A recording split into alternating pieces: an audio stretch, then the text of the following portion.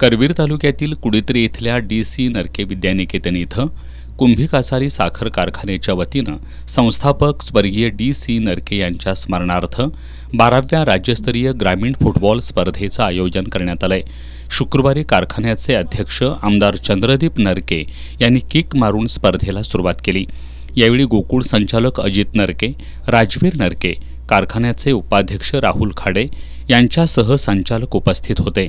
या स्पर्धेत 24 फुटबॉल संघांनी सहभाग घेतलाय। उद्घाटनाचा सामना बालिंगा विरुद्ध वाशी संघात झाला। सामना वेळेत दोन्ही संघांना गोल करता आला नाही, त्यामुळे निकालासाठी सडन डेथचा अवलंब करण्यात आला।